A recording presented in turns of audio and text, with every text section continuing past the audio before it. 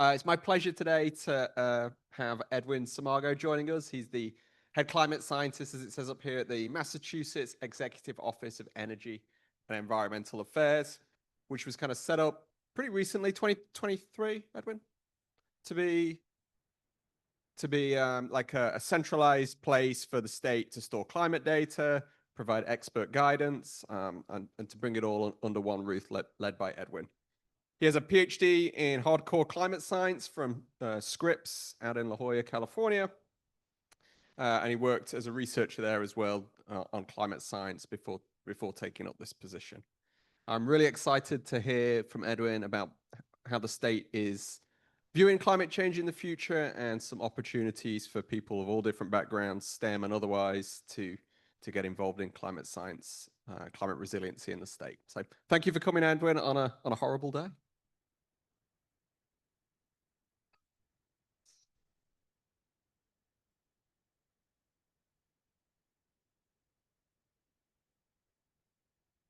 All right, sound check. Great. Yeah, thanks everybody for coming here, and especially in the rain, and also thanks for Andy and others and Coco as well for inviting me here and giving the stage that we can share some of our works that have been ongoing at the state as well. So again, I'm Edwin Sumargo. I also want to acknowledge my teammates, Marco Mansfield, who is our coastal hazard specialist, and Caitlin Spence, hydroclimatologist and non-coastal hazard specialist, overland hazard basically, that have made all of this possible, our works possible, as well as this slides possible. So again, today I'm going to talk about how Massachusetts has been planning for climate change, what kind of measures and what kind of challenges we have, and then what we are still trying to solve as we are moving forward together. So here's a brief outline. I will highlight some of the key resources, including our climate reports and initiatives in the recent years. That includes the climate change assessment that was published in 2022, our state hazard mitigation and climate adaptation plan, branded as a ResilientMass Plan the year after in 2023, and coincided with the creation of our Office of Climate Science, and also when I was hired to be in this position. Also, I will pivot towards the key climate data resources that we have that enable or empower other state agencies and local communities as well to undertake on the resilience projects and adaptations that they have to do, and some use cases, and then finally some reflection on the climate career tracks that may be of interest for many of the students here, but also that for all of us, basically, as we're moving forward. So just a warm up, in a different forms, you may have seen such of what you call it, the color spectrum that, or in other forms would be like a simple line plots showing how the temperature has progressed. But this one, I should note that this is particularly for the United States. This is taken from now defunct National Climate Assessment 5 that was published a couple years ago as well. So what I'm trying to say here is that over the course of the last century, particularly since the mid 1900s and 50s and so on until now, the US is pretty much have warmed by about like 1.6 degrees Fahrenheit, or if my calculation is right, then in Celsius it's about 0.9, closer to 1 degrees Celsius. So now we are here, roughly about 2025, but then this is a few years back. Eventually, how it will turn out in the future, it depends on different actions that we take. And of course, there are some simplifications made when we are thinking about scenarios, but then this is some of the framing that was associated with the latest IPCC assessment report 6 called the Shared Socioeconomic Pathways. If you are previously familiar with the RCP, or the Representative Concentration Pathways, the SSP 585 will be equivalent to the RCP 8.5. So basically, that's an assumption where we are pretty much a business as usual. And the very low here will be like a net zero by 2050. So there are many things that we can say. I don't want to go into too much detail here, but then even with the very low emission scenarios, we are still going to experience more warming, and then warmer than um, in the last couple of decades into the future. So this is zooming in to the Massachusetts case. This was a work done as a part of our climate change assessment back in 2022. We identified a few. There are many impacts and hazards that we, associated with climate change that definitely can devastate us. But then there are a few priorities that the state is identified. One of which is the rising temperatures and the associated changes in the number of high heat days per year, for example. So in our case here, by 2050, we're expecting additional increase of 5 to 8 degrees Fahrenheit. This is compared to the mid-century, again, mid-20th century baseline. And to put it in the context, in the last century, since the early 1900s, Massachusetts has warmed by roughly about 3.5 degrees Fahrenheit. So what that means is that if now we can expect 5 to 10 days of high heat days, 95 and above, for example, in the future with this amount of annual average warming, we expect up to about more than 3 weeks of high heat days in 2050s associated with that. Same with the precipitations, we are expecting change. There are more uncertainties in the projections because of the difficulties in handling the dynamics. But long story short, we can expect more winter precipitation. Less certain in some other seasons, but we can say that more certainly in the winter time. And sea level rise, we have seen about roughly 11, maybe Andy can correct me if I'm wrong, but then 11 inches since the early 1900s or late 1800s in Boston tide gauge, for example. Globally speaking, it's a little bit different, maybe like around closer to 8 and 9. So we're experiencing a little bit higher there because of some local effects there. But with this amount of sea level rise, we are expecting that as we are getting storms and storm surge, the damage and the impacts will be higher than before, even if we get the same strength of a storm, for example. And the amount of rainfall, for example, associated with the most severe types of storms will, in terms of proportion, will increase in the future versus the medium-sized or small-sized storms. So enough with that. Those are some of basic facts. And with all of this is why we want to make sure that our communities and our state is prepared to plan for that. So one initiative that we had, this was again published in 2022, we had the climate change assessment. So some of the information that we have seen has been synthesized and summarized in this report, but then this report also focuses a lot more on the impacts and risk assessment. So we are talking about how, let's say we have more high heat days, what can we expect with the numbers of excess deaths in the future associated with the heat waves, for example. And then with the changes in precipitations and flooding, what should we expect with regards to our infrastructures, natural ecosystem, and so on. So there are a few key impact sectors here, like the human health and safety, infrastructure again, economy and governance as well. And this came with 3 different volumes. The third one will be more like a regional assessment. So obviously, if you are living in the Cape Cod, the type of hazards in the future, what you are most impacted with will be different from if you are living in the Berkshires, for example. So this is, that volume is the one that goes deeper on these regional impacts. So again, this is just some of the examples that I briefly mentioned, some of the priority actions, priority hazards and impacts that we are looking at, many of which, and then we also give different ratings. You can go into this report to see how we actually did the rating, but basically some of the ones that most impactful in terms of not just finance, but also the number of human health impacted and damages and so on can also be found there.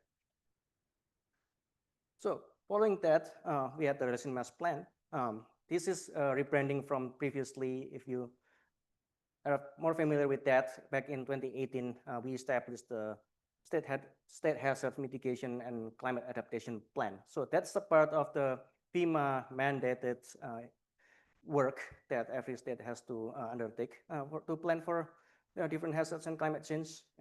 And then it has the 5-yearly cyclical update requirement for us. So 2018 and then 2023. So in the 2023 version, this report was informed directly by the climate change assessment that we just saw in the previous slide. In this one, the state identifies most urgent actions that the state can readily take and have to take in the next, let's say, 5 years until the next report we can do. But of course, it can go beyond that. So one example is just with regards to reduce the flood impacts alone, we identified 110 actions that across different agencies need to take with different shared responsibility depending what the agency is doing. So this is some of the flavors that are particularly relevant. There are too many to share everything. One of which definitely we want to make sure that we climate-proof our communities, that we need fundings and we need a way to make sure that they're funded and they are capable of undertake these projects. And secondly, also that, as I keep saying about flooding, then there will be what would be like the best practices that we can work together to enhance this flood mitigations and resilience capacities. So coinciding with the original state hazard mitigation plan back in 2018, we also have this team called the Municipal Vulnerability Preparedness, or MVP in short. So this is pretty much, this is almost like the bread and butter for in our agency, the Executive Office of Energy and Environmental Affairs. They act as the liaison and our tentacles, if I want to say it, from the state down to the municipalities, as well as regional planning agencies. So since 2018, they have awarded roughly about 180 million to local communities to undertake these different projects in climate resilience. So, and if you can see it, I'm kind of small here in the last fiscal year 25 alone, running towards the end of June 2025, there were 71 projects funded through this program. So what kind of works that have been funded? Various things, including planning, assessment, capacity building. So let's say that they have been experiencing a lot of problems with their flood retention capacity. They want to assess what will be the next step that's best course of action for them to take, for example. And then design and permitting, they have already worked with their consultants, for example. They are going they want to go to the next step to implement that. And finally, it's also the construction and implementation. I think that's self-explanatory there. So, of course, when we are talking about funding, and if you're in the academia, especially also familiar, you apply for fundings, NSF, NASA, whatever it is, of course, they will look at the thoroughness, the innovativeness of the proposals that we are putting out there. But there are also other criteria that we're looking at. So, for example, nature-based solutions. We have funded those who are strictly related to gray infrastructure as well. We understand that some projects inevitably have to take that route, but then this is one of the criteria that we consider. But then, yeah, and also how it impacts the environmental justice and other priority populations communities, so including the percentage of elderly populations in that particular town, for example. But now, as a segue to more of what I'm doing myself and my team is doing, of course, that we want to look at the best available climate change data information, which we are responsible for. So, as a rollout from the 2023, again, one initiative that was put out by the state was the creation of this Office of Climate Science, where I belong to. So we are the point of contact mainly for the state agencies, but also other communities and partners. So MVP, working with their municipal governments, we are also helping them to inform them on the latest science and data resources that we can give them. And we also provide technical assistance. We have some open office hours as well, if they need help, how to use that, how to understand the data, and how to appropriately apply that for their resilience applications as well. And importantly, yeah, we are proud of what we are doing. We have a diverse background within our team, but then we are only a team of 3, and we are mere mortals. So there's only as much that we can know of all the knowledge under the under the sun. So that's why we are tapping into the excellent intellectual capitals that we have here in Massachusetts. And then we formed this, convened this climate science advisory panel made up of 21 experts within the many different sub-niche of the climate science expertise. So we are talking from the very fundamental nerdy science from the like the atmospheric dynamics down to like the science and policy implication and integration. We have the capacity as well. So that's why we also draw this dotted line. This is how important they are. And they also connect us to the broader networks where we can where they can lend the expertise. So Andy is one example here that has helped us on a lot of things, sea level rise and so on. We are currently in progress. We are developing a new climate science report, but still underway. Hopefully we can share more about that in the following years. So now we switch gear a little bit. Please bear with me. This is a little bit more technical, but I think this is important to mention, like how we make sure that our effort and then by connection, the agencies or the partners that we're working with is informed by the latest methodologies or science. So just a brief show of hand for those who are in the room. How many of you are familiar with downscaling or downscaled climate projections? All right, yeah, that's fine. I'm not trying to, this is not a technical lecture, so I just want to make sure like how much I should tone down or tone up my language here. But basically, one of the most common climate data set or climate projections that people use is called the Coupled Model Intercomparison Project, CMIP. So CMIP 5 is associated with the IPCC fifth assessment. So a collection of many climate models and projections from throughout the world, state of the art. So they've been used widely to look at how much the projections, also the variations because of the different effects of the natural variability. They want to make sure they capture all of the variations there. But this is the problem. As good as they are, and as much as we are confident with that, it's projections of, let's say, the global average temperature, it's too coarse for local application.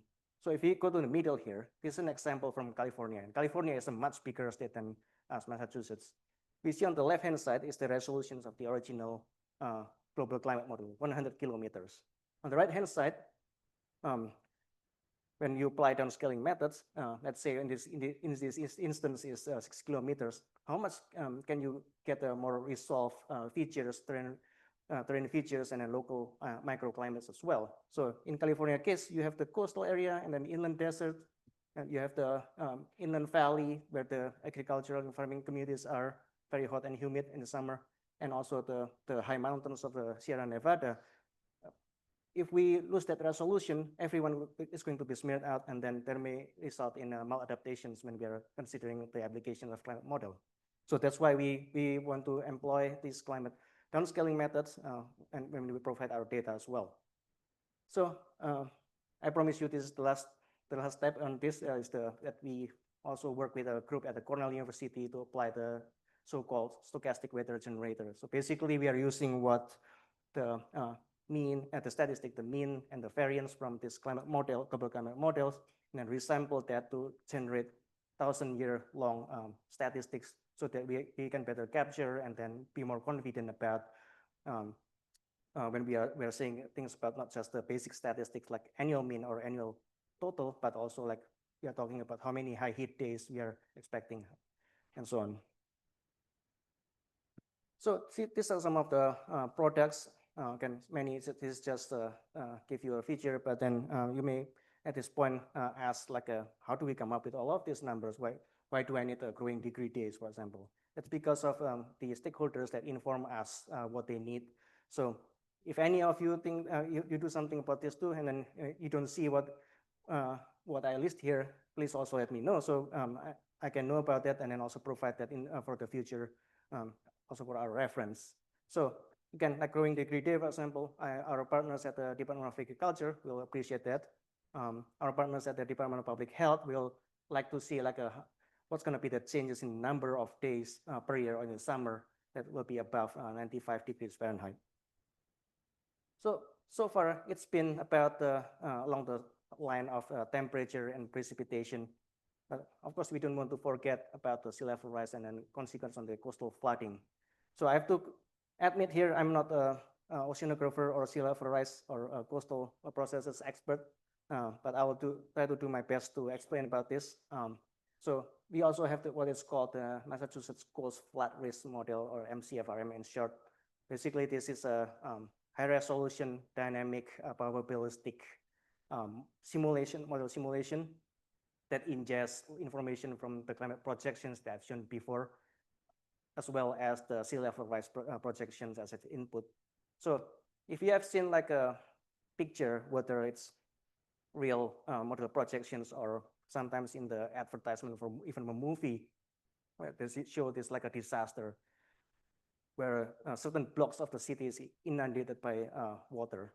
So you can think about how what this model can produce is something like that for the more rather immediate coastal areas or the areas that is affected by the ocean water, by the tides, as well as the storm surge when we have things like hurricanes. So these are some of the inputs. One thing I want to highlight here is that definitely the importance is that we have the sea level rise data based on the Conto and COP. In 2017, we are at the early phase as well, talking about how we can update this projection to make sure that we have the latest information available. And these are some of the numbers that we actively use for the data that we are disseminating out for everyone's use there. So if you remember earlier, sea level rise up to 2.4 feet. You can remember this number is up to, so this is not like a definitive, like a single number. There, by 2050, it comes from this. So where do they live? There are a few platforms where you can find the data and where we share the data with our partners. But then one of our main gateway or our main landing page is ResilientMass Maps and Data Center. We have a few aspects here. So on the left-hand side is the map version of that interactive. So if you want to turn on and off some layers and overlay it with some other variables, temperature, precipitations, but also they have some of the NOAA sea level rise data, FEMA floodplain layer. You can find it over there as well. And on the right-hand side, if you need more of a precise numbers, statistic in a tabular format, you can find it over there. For the coastal model simulation products from MCFRM, you can also find it at the CCM Coastal Zone Management website, as well as the Woodsole Group website, where whom we work with to develop that model. Okay, so just a brief time check. Are we doing with the time right now? Good. 10 more minutes. Okay. Okay, great. Yeah. So this is the part where I'm most excited about now. That okay. With all of this information, what can we do with that? So this is an example that we keep getting questioned about.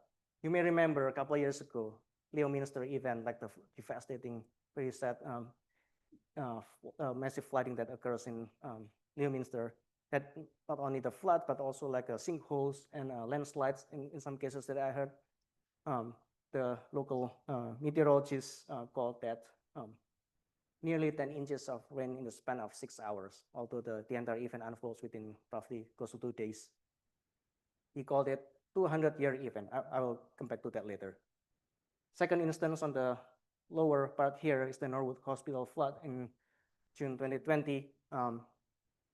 And if I recall correctly, their operation has dwindled since then, and then if not, they have already closed as of last year. So what is common about these two places? So this is the lower right hand here is a map of where the Norwood Hospital was.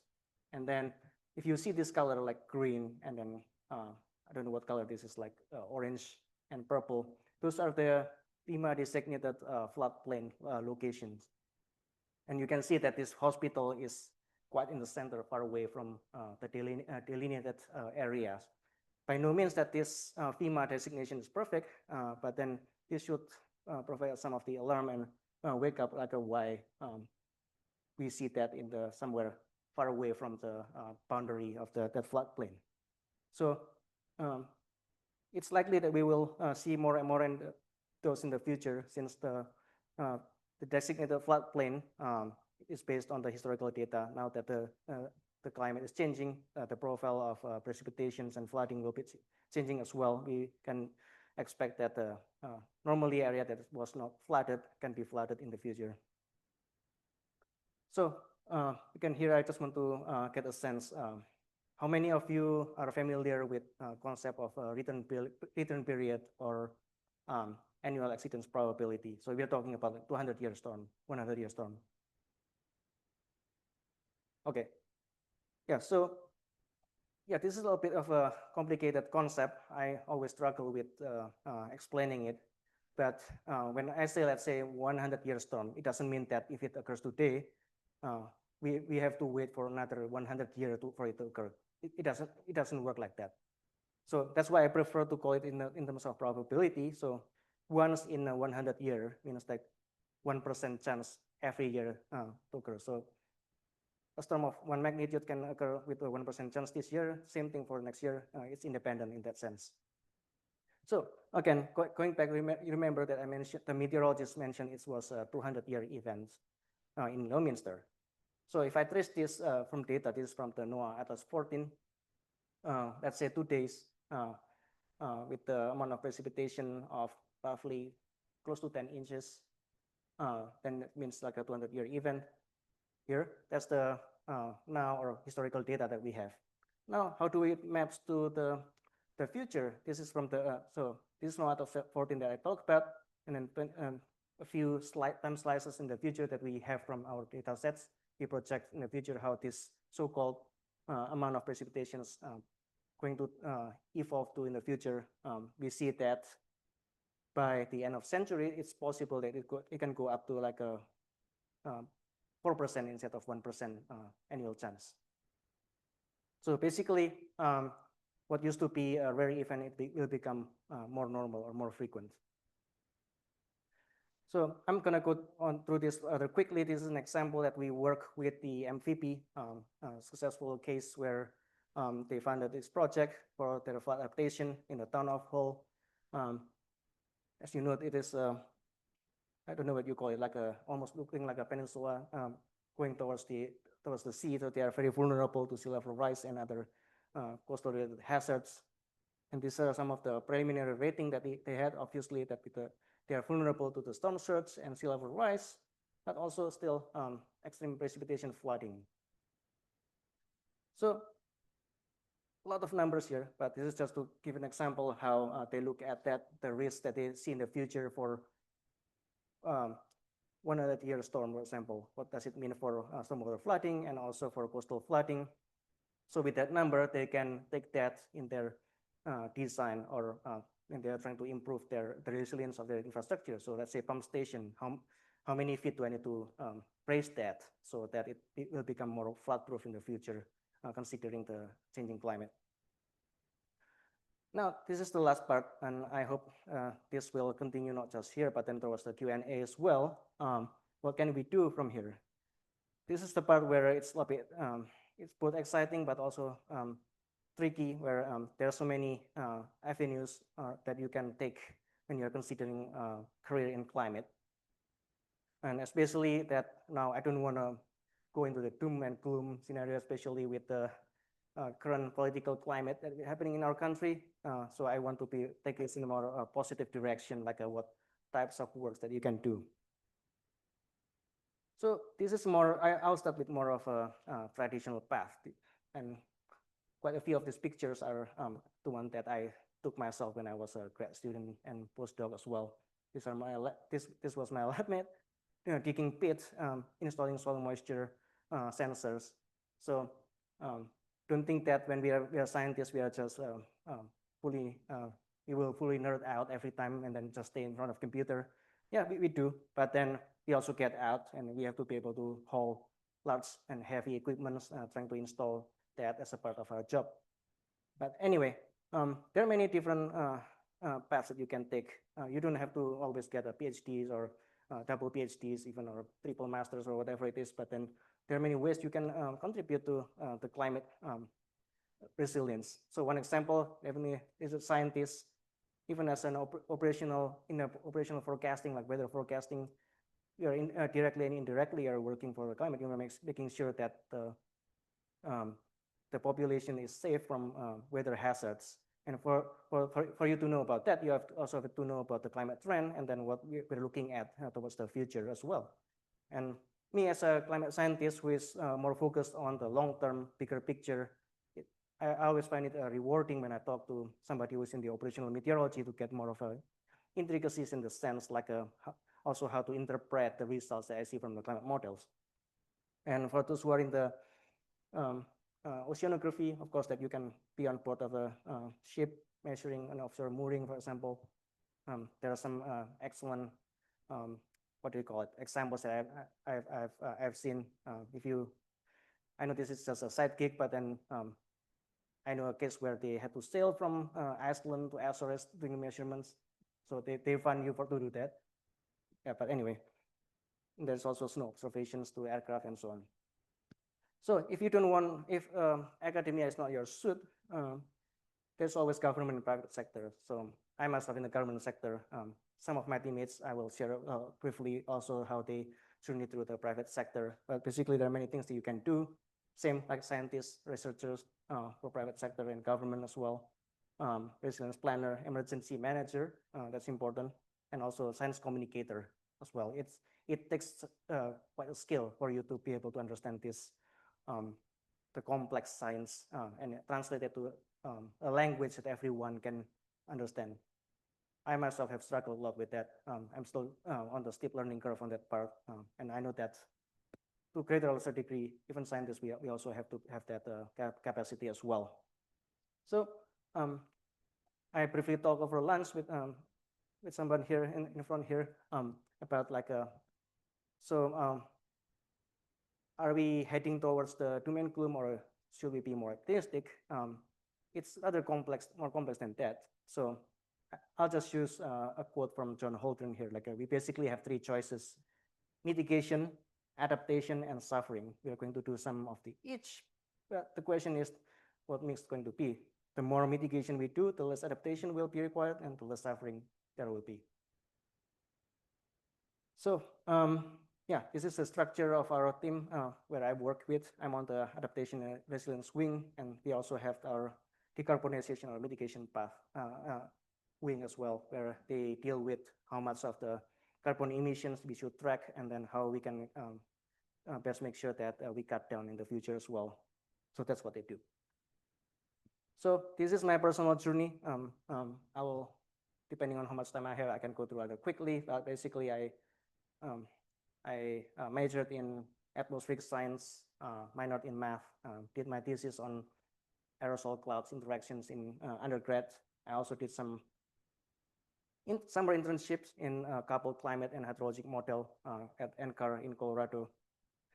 And then I went to graduate to get my graduate degree at Scripps, as Andy mentioned earlier in climate science. So on the left is again, this is, well, I was on the ground. This was my advisor and my climbing close to 3-story high of a tower where they put the weather measurements.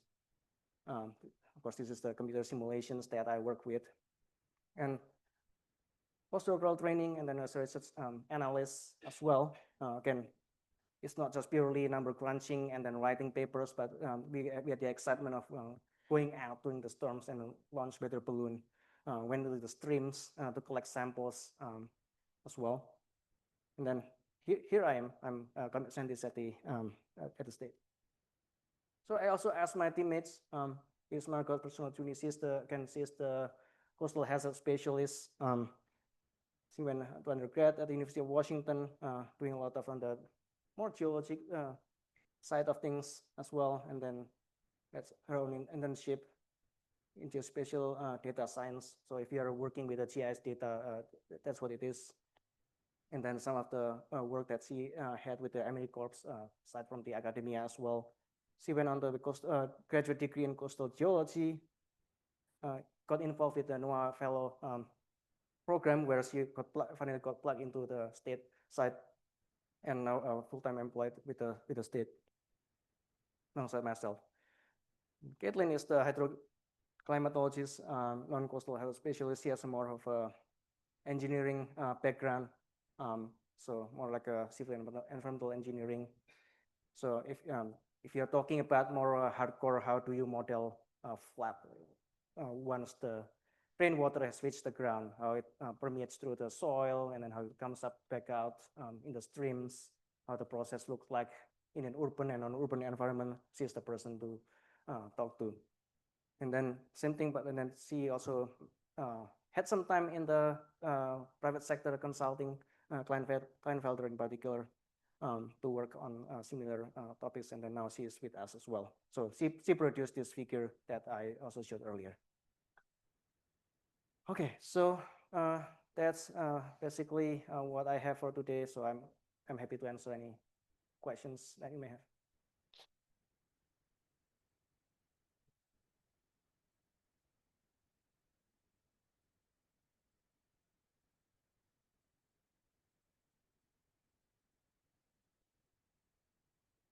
Coco says I should tell you guys about the new climate science major we have. So as of the start of this semester, students at Tufts can now graduate with a degree in climate science. And I think our first students will graduate this year, next year. I think we have a few this year. So if you're interested, Jill or I or Becca's here too, we can talk to you about that. But does anyone have any questions for Edwin? I'll bring the microphone to you. Colin?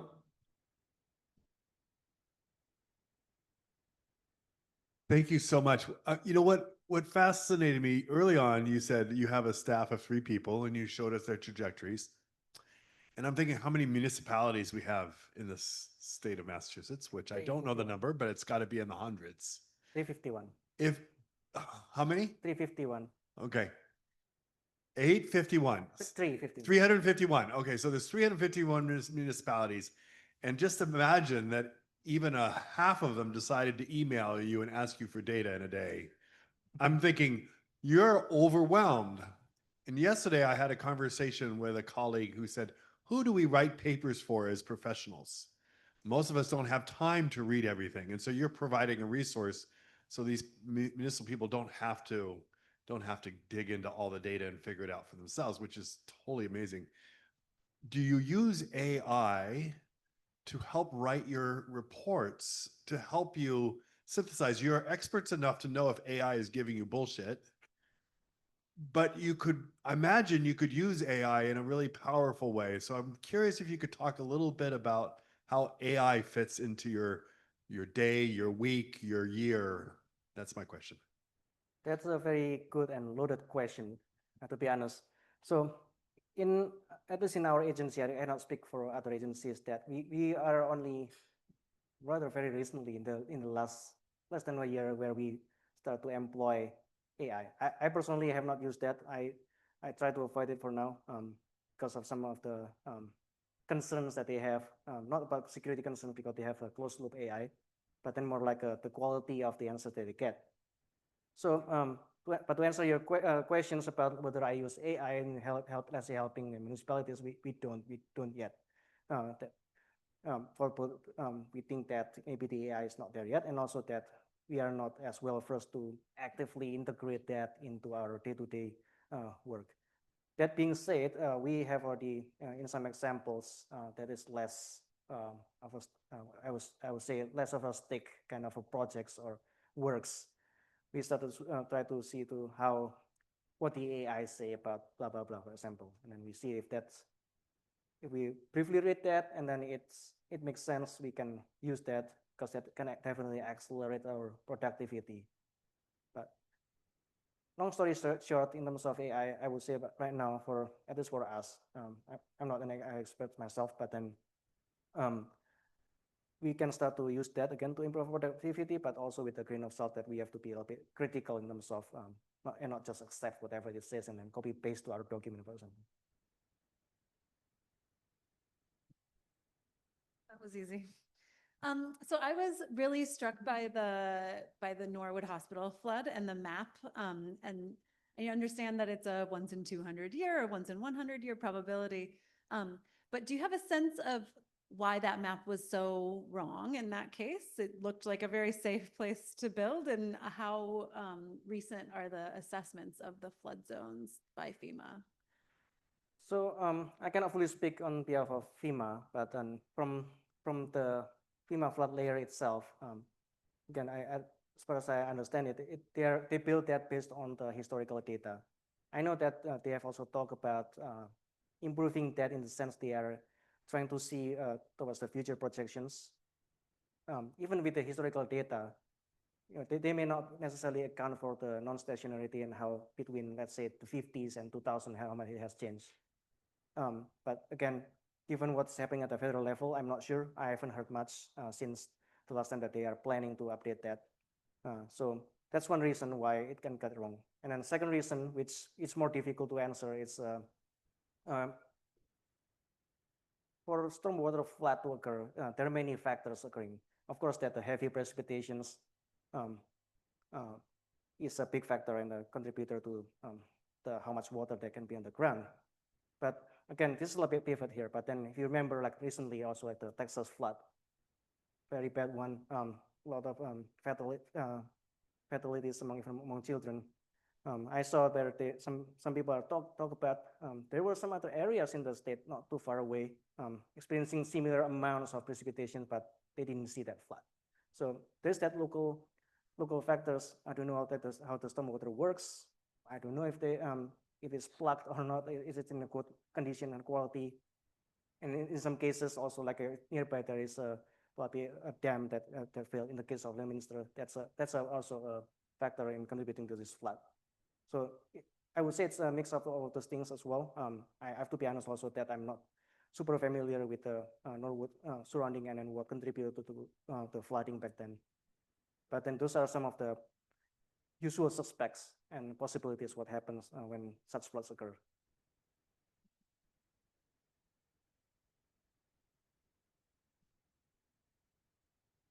I have two questions. The first one is more straightforward. You said you are three of you, and all three of you had internships in your career path. So I was wondering, do you ever recruit interns? Because there may be some people here interested in doing the kind of work that you do. And the second question is more about communication. So a couple of weeks ago, we had somebody from the Massachusetts Clean Energy Center, talking about what they do, and she highlighted the importance of changing the narrative, not the work. So it got me thinking about communication, because your office does pure science, which for many people may not be accessible. So how do you navigate that? Because I imagine you work with many stakeholders. Yeah. We were briefly talking about interfacing with policy before your talk started. So can you talk a little bit about that? How do you communicate the science to the different stakeholders? And what kind of training should all scientists get to do that? Yeah, that's a really good question. So I'll start with the easy one first. So yeah, in terms of internship, we are only 2 years old. It's something that I really envision, that I really want at some point to be able to take in interns as well. It depends a lot on a lot of the factors, including how much budget we have operating for that year. But then I also learned that what would a better way be than to invest in the future generation? We help them learn. We help them to also get maybe even some fundings, not just during summer, but into towards their last year, for example. And then eventually also that will help with not just us, but the broader communities and populations in the future, how you can contribute to the broader climate resilience. So I would say it's something that we are still continue to looking at, and then stay tuned. Hopefully in the coming years, we will have that more capacities. That being said, other teams, so like the MVP, they are really big team, very well funded. Every year they have openings for summer internships. Some even take over half a year, for example. And I've worked with those interns, were excellent in different backgrounds, some from engineering backgrounds, some others from urban plannings and so on, for example. That's a segue to the second questions about communication. So far, I should count myself and my team lucky that we work with the MVP and then the interns. A couple of them had their backgrounds in communication.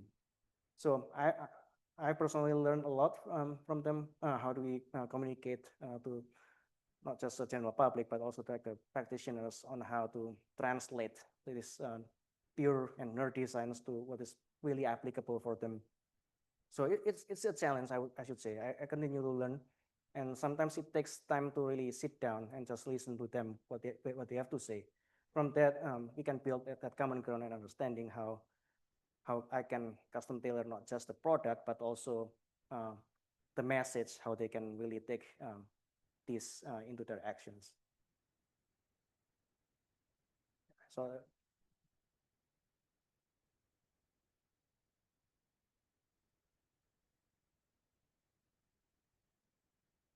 Hi, thanks. I was curious if other states have similar offices or provide similar services, and if there's any sort of interaction between your offices and what other states are doing, or any sort of consortiums or sharing of approaches, especially when there's sort of a vacuum at the federal level right now for helping provide this sort of data and expertise. I'm curious sort of how it works across states, or if you know much about what other states are doing. yeah, great question and great insights. Yes, the answer is yes. Definitely different states have different configuration, different size as well, and capacity. So for example, Maine is a team of one. Really great guy, but then he's a team of one, so obviously he's swamped.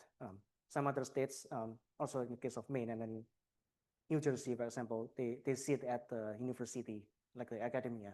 They have teaching duties, so they have to split their commitment between being a state's designated climatologists and their faculty responsibilities. Some others, like South Carolina, similar to us, like sit within the state agencies. So yeah, that's a long winding road to explaining basically that, yeah, we have all of this. Every year we get together, and it's called like the American Association of State Climatologists. So last time was in Kansas City. We gathered this past June to share our works, our results, best practices, what we learned. And then also that with the current uncertainties with regards to the federal government, how can we band together, not necessarily to oppose or anything like that, but more like with the fallout that the responsibilities and the role that has been left vacant by the federal government, how can we come together, coordinate among the states to do something like this?